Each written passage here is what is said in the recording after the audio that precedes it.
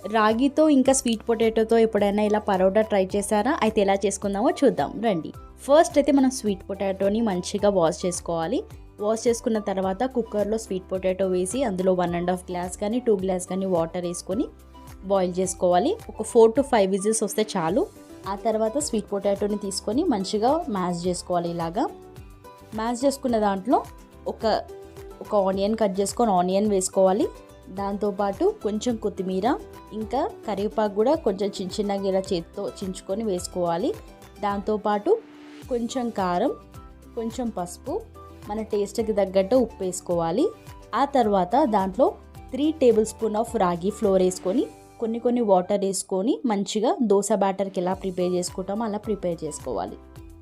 Prepare చేసుకున్న దాన్ని పక్కన పెట్టుకొని ఇప్పుడైతే ప్యాన్ పెట్టుకొని దానిపైన కొంచెం ఆయిల్ పెట్టేసి ఇప్పుడు మనం దోశ ఎట్లా వేస్తామో అలా కాకుండా కొంచెం మందంగా వేసుకుంటే బాగుంటుంది.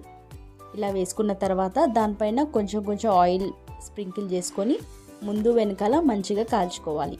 ఇలా కాల్చుకున్న దాన్ని తీసుకొని సర్వ్ చేసుకోవాలంతే. Healthy breakfast is ready. చాలా బాగుంటుంది, ఒకసారి ట్రై చేయండి. Thank you.